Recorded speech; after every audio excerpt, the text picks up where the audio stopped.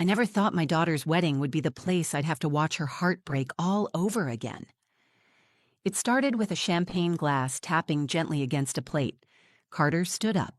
He smiled, that fake courtroom smile of his, the one he wore when he wanted people to think he still mattered. "I'm paying for this," he said, raising his glass, "so I'll speak." The room hushed. People turned their heads, half curious, half uneasy. Felt my stomach twist. He'd already been cold all morning, checking his watch more than he checked on his daughter. He began with pleasantries, a joke about how long the ceremony was, something light about the food. Guests laughed. My daughter, Lila, smiled politely. I could see it wasn't real. Then his voice shifted. "Lila's grown into a beautiful woman," he said. "She's smart, strong, and hopefully," he turned toward the groom, "her new husband can handle damaged goods." Laughter. Actual laughter. Small, awkward, confused, but real. Lila froze. Her hand stopped midair, holding her wine glass just below her lips. Her eyes didn't move, just locked on nothing. I felt the rage crawl up my throat. I pushed back my chair. I was ready to stand, to say something, to scream if I had to. No one, not even him, was going to humiliate my daughter like that. But before I could speak, Elias moved. He didn't say a word. He just walked slowly across the floor, steady as ever. When he reached Lila, he knelt beside her and handed her a folded letter. She looked at him, eyes wide and glassy. He didn't explain. He just said, "He doesn't deserve this moment. Read it." The room fell into silence so deep it felt like everyone forgot how to breathe. Lila always imagined her wedding day as a kind of homecoming, not to a place but to a feeling she had only known in pieces. Safety, celebration, being surrounded by people who loved her without condition. For months, she planned every detail. The soft blush flowers, the live jazz quartet, the garden archway her stepfather built by hand. It wasn't just a wedding. It was her moment to step into a future that finally felt like hers. That morning, she was radiant. Her dress flowed like it belonged in a dream. When I helped zip up the back, she looked over her shoulder in the mirror and said, "Do I look okay?" I smiled, brushing a strand of hair behind her ear. "You look like everything good in this world," I said, and I meant every word. She had been through more than most women her age. She deserved peace, laughter, and a room full of people who saw her as whole. She especially deserved a father who would protect that moment, not try to steal it. Carter hadn't been that father for a long time. When Lila was 12, he left, one of those slow exits disguised as ambition. More meetings, more hours at the firm, more nights he didn't come home. Eventually, he moved out and told her it was best this way. Then he stopped calling. No explanation, just absence. What hurt Lila most wasn't that he left. It was that when he did show up, birthdays, graduations, he treated her like a prop in some redemption story he never earned. When I met Elias, I wasn't looking for a second chance at love. I was focused on raising my daughter and trying to keep the pieces from cutting us too deep. But Elias was steady in a way I hadn't known before, kind, quiet, and deeply present. He never tried to replace Carter. He just showed up. The first time he helped Lila with her math homework, he sat for 2 hours while she cried in frustration. He didn't flinch. He didn't quit. He just stayed. By the time she was 14, she stopped calling him Elias and started calling him Dad. She did it on her own, no push from me, no awkward conversation. Just one day, she walked into the kitchen, pointed at a drawing she made for school, and said, "I made this for Dad." And he smiled without blinking, like he had always been waiting for her to say it. So when Lila got engaged, it made sense that Elias would walk her down the aisle. She asked him with a handwritten note. He read it in silence, nodded, and pulled her into the kind of hug only a real father knows how to give. Carter wasn't happy, but he didn't say much. Instead, he offered to pay for the wedding. He said it was the least he could do. I should have known that phrase wasn't generosity. It was a warning. Lila was hesitant. I remember her asking me, "Do you think it's a trap?" And I said, "Honey, it doesn't matter who pays. What matters is who's there when it counts." She nodded, but I could see the uncertainty still flickering behind her eyes. The day of the wedding, Carter arrived late. His tie was too loose, his cologne too strong. He shook hands with people he barely remembered and smiled like he was the one giving her away. I stayed out of his way.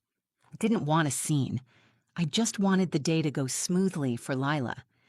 As the ceremony began, Elias stood beside her at the back of the aisle. He looked calm, but I could see the emotion in his eyes. The music started. She reached out and took his arm, and the way she looked at him, that small, grateful glance, said everything. She walked toward her future, holding on to the man who had actually walked with her through life. The ceremony went perfectly. Vows, rings, the kiss. Everyone clapped, even Carter, though he didn't look like he meant it. At the reception, Lila twirled across the dance floor with Jonah, her new husband, laughing in the kind of full-bodied way that made people fall in love with her. For a moment, I let myself believe Carter would stay quiet, that maybe, for once, he'd understand this wasn't about him. I was wrong, because when he stood up to give his toast, I saw that old glint in his eyes, the one that said he wasn't here to celebrate her. He was here to remind her who used to hold the power. And in that moment, everything began to unravel. The room was glowing. Candles flickered on every table. Lila was laughing, cheeks flushed from dancing, her hand wrapped around Jonah's as they whispered to each other between bites of cake. Her veil had been tucked away, but the pins still shimmered in her hair. She looked like she had finally stepped into her own life. Elias and I stood off to the side, watching her. We weren't the kind of parents who hovered, but we knew how much this day meant, not just for her, but for us too. We had waited years to see her safe, joyful, unburdened. I leaned into Elias and said, "We did it." He just smiled, one of those small smiles that said everything without a word. Then we heard it, the sound of a champagne flute tapping against the side of a plate. It was sharp, too sharp, the kind of sound that slices through 100 conversations at once. Carter was standing. He held his glass high and wore that crooked smile I'd seen 100 times in courtrooms and conference rooms, the kind of smile that says he's not here to share, he's here to perform. "I'm paying for this," he said, scanning the room, "so I'll speak." Lila froze. Her head turned slowly toward him. Jonah reached for her hand, sensing something had shifted. A few guests gave polite applause, assuming a father's toast would be sweet, maybe emotional. I knew better. I felt the skin on the back of my neck tighten. Carter cleared his throat. "First of all," he said, "what a beautiful evening. The food, the music, my compliments to whoever chose the open bar, laughter, the light kind, people relaxing, waiting for the emotional part." He turned toward Lila and Jonah, eyes gleaming. "I just want to say how proud I am of my daughter. She's grown into a strong, impressive woman. She's been through a lot." He paused. "A whole lot. And hopefully her new husband can handle damaged goods." Silence.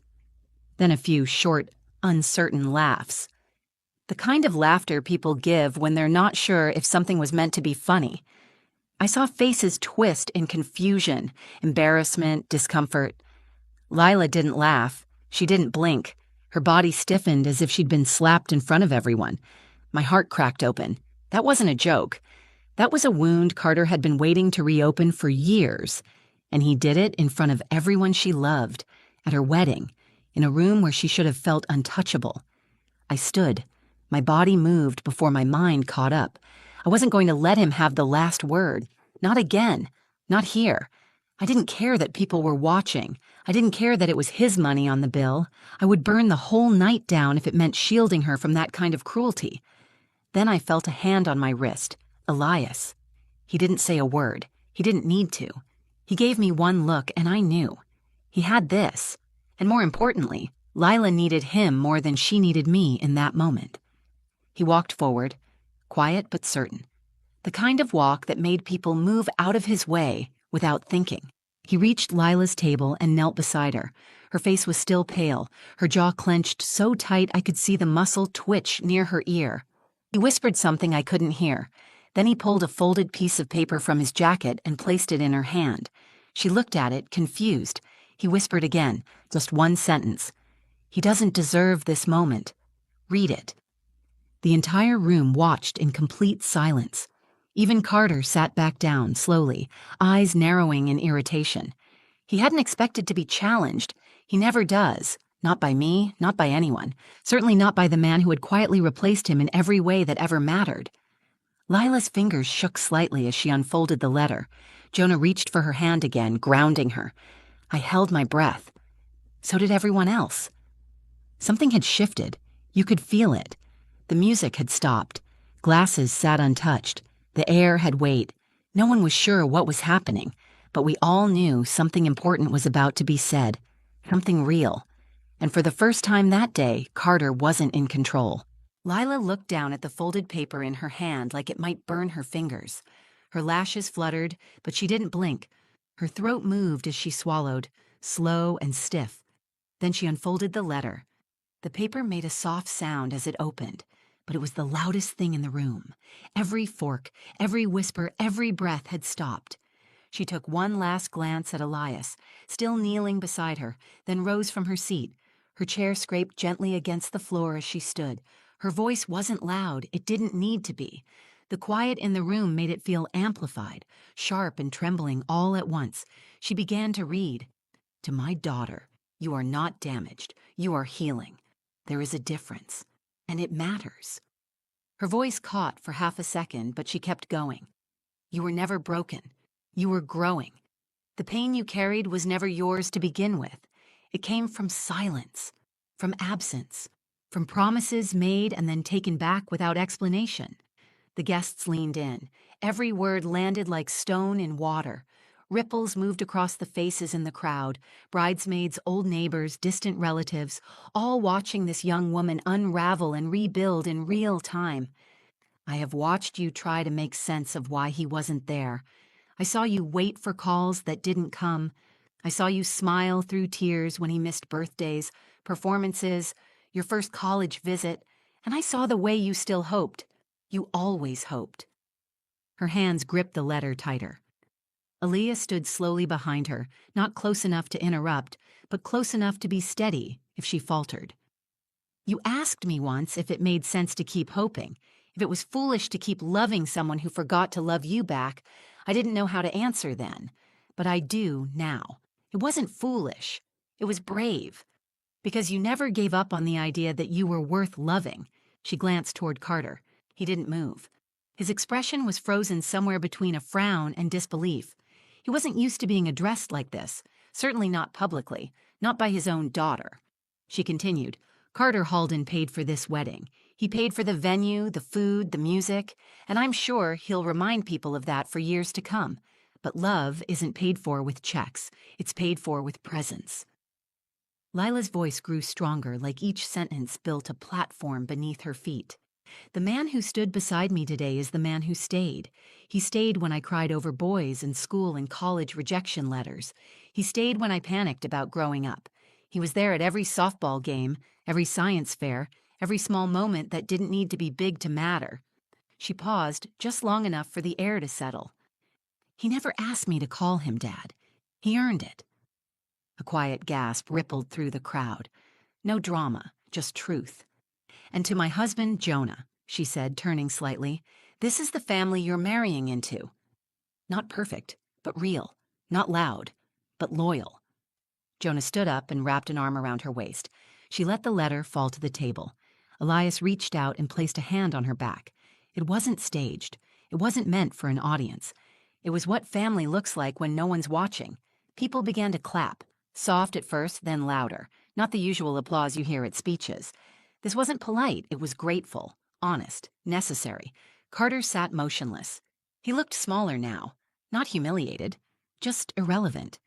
He had walked into that room believing he still had power over her, and in under 5 minutes, she showed him he never did. Lila turned to Elias and whispered something only he could hear. He smiled, eyes wet but proud. He didn't need credit. He never had. I looked around the room and saw what I had prayed for since Lila was a girl. No shame, no doubt, no ache that she couldn't name. Just light, finally unfiltered. She had spoken, and now she was free. She was. When Lila finished reading the letter, she stood perfectly still. Her hands trembled slightly, but her voice never cracked. She didn't look to the crowd for approval. She didn't glance at Carter again. She didn't need to. The letter had done what years of silence never could. It gave voice to the ache she carried, and it made something undeniably clear to every single person in that room. Carter Halden was no longer the father in her story. The applause grew, not wild or chaotic. It was thoughtful, deliberate, rising like a wave. I saw faces soften, tears wiped away discreetly. A few people who had laughed during Carter's toast now looked at the floor. Some exchanged quiet glances, uncomfortable with what they had just been part of. The atmosphere had changed. This wasn't a party anymore. It was something deeper. Jonah leaned in and kissed Lila on the forehead. She smiled, but her eyes didn't leave Elias. She stepped toward him, arms open. He met her halfway. Their embrace was slow and full. Elias pulled her into his chest and held her with both arms wrapped tightly around her. He didn't speak. He just pressed his hand gently against the back of her head, like he used to when she was little and scared. Her body sank into his, like she had finally found where she belonged. The applause softened and faded into silence. Carter stood. Whether it was instinct or ego, I'll never know. He adjusted his jacket and cleared his throat like he was about to explain something. The kind of self-important gesture I'd seen too many times in courtrooms and company parties. But this time, no one looked at him. The microphone was still on the table. He reached for it, hesitated, then pulled his hand back. There was no recovering from this. No joke to ease the tension, no smooth transition to charm his way back into the spotlight. He picked up his drink and took a sip. No one toasted back. A few guests turned their chairs away. Some glanced toward the dance floor. One of the groomsmen stood and walked over to the bar, deliberately cutting off Carter's line of sight. He wasn't the center of the room anymore. He wasn't even part of the room. He had become the background noise, the hum of an old song no one listens to, only hears. Carter didn't storm out. That would have drawn attention. He hated losing control, but he hated being pitied more. So he did what men like him do when they're cornered. He disappeared. Quietly, with a forced smile, he slipped out the side door near the terrace. I watched him walk into the night like a man stepping away from a house he didn't build and never really lived in. Lila watched him go, but there was no pain in her eyes, only relief. She exhaled once, slow and clean, and turned back toward Jonah. Then something beautiful happened. The music returned. Not loud or jarring, just a gentle melody from the jazz band, something slow and warm, like the air had finally remembered how to breathe. Jonah led Lila back to the dance floor. Elias returned to my side, his arm resting softly around my back. I didn't speak. I didn't need to. People began to dance again. Slowly at first, unsure of how to restart joy after such stillness. But joy, when it's real, knows how to find its way back. Leela laughed at something Jonah whispered. Her face opened up like the sun breaking through a storm. I hadn't seen that kind of laughter from her in years, maybe ever. She wasn't faking it anymore. She had walked through fire in front of everyone she loved. And instead of shrinking, she stood taller. Instead of being humiliated, she found power. Not in revenge, not in shouting, but in truth. Real truth doesn't need to shout. It doesn't need a microphone or a stage. It just needs to be spoken once, clearly and without apology. That was the moment she stopped being the girl who had been left behind. She became the woman who chose herself. And Carter? He became what he always feared most, unnecessary. The night ended with Lila barefoot on the grass, her heels in one hand and a sparkler in the other. The guests were laughing again, this time without hesitation. The dance floor glowed under string lights. Plates had been cleared, champagne had run dry, and the air had shifted from ceremony to celebration. Lila walked toward me as the last song faded. Her makeup had smudged slightly from the tears, but she had never looked more alive. She hugged me so tightly I felt her heartbeat against mine. I held her close, longer than usual. She pulled back just enough to look me in the eye and said, "Thank you for never letting me believe I was what he made me feel like."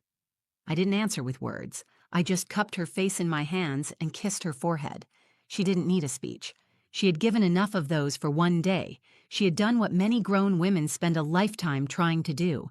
She stood in front of the wound and said, "This is not my fault." Elias walked up a moment later, quiet as always, holding her bouquet and smiling like a man who had just watched his daughter win something bigger than applause. She reached for him without hesitation and leaned into his chest like she had 100 times before. He rested his chin on the top of her head. I watched them and felt something tighten in my throat. This was the man who showed up when it counted, the man who stayed, the man who never asked for anything but gave everything. Lila never needed to call him Dad for him to be one. Later that evening, as the guests began to leave and the venue dimmed its lights, Jonah came over and thanked us, not just for the wedding or for raising Lila, but for what happened after the toast. He said, "Most people don't get to marry someone who already knows how to stand up for herself. You gave me a woman who knows her worth." That sentence stayed with me. People spend years trying to untangle themselves from the stories others wrote for them, stories about who they are, what they're worth, what they deserve. Carter tried to write one of those stories for Lila, but she tore it up in front of him, and in doing so, she gave herself a new ending, one that was honest, one that was hers. As for Carter, we haven't heard from him since that night. He didn't call. He didn't write. And that silence, for once, wasn't painful. It was peaceful. Not all absences are wounds. Some are gifts. In the weeks after the wedding, people kept calling, texting, writing notes. Some apologized for laughing. Others said they had never seen anything so brave. A few said they'd never be able to look at Carter the same way. I didn't respond to most of it. That moment wasn't about their guilt or their reflection. It was about Lila's freedom. She and Jonah went on their honeymoon a few days later. She called from the airport before they boarded. Her voice was calm, steady. She sounded lighter. I asked how she felt. She said, "I don't think I ever realized how much I was still carrying until I finally put it down." That's what healing sounds like. It doesn't always come in silence or solitude. Sometimes it comes in front of 100 people, in a borrowed microphone with a shaking hand and a steady heart.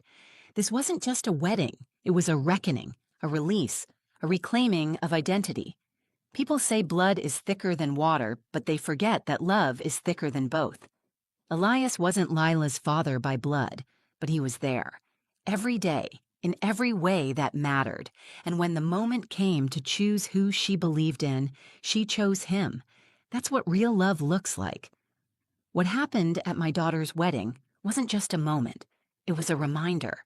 You are not defined by the people who fail you. You are not broken because someone else walked away. And you are never, ever damaged goods. You are worthy of love that shows up, love that listens, love that stays. If this story meant something to you, if it reminded you of your own journey or someone you care about, please take a moment to like the video, share it with someone who needs to hear it, and leave a comment below. I read them, and so do others who are healing too. And if you want more stories about love, resilience, and finding your voice, subscribe to the channel. We're building a community where no one has to heal alone.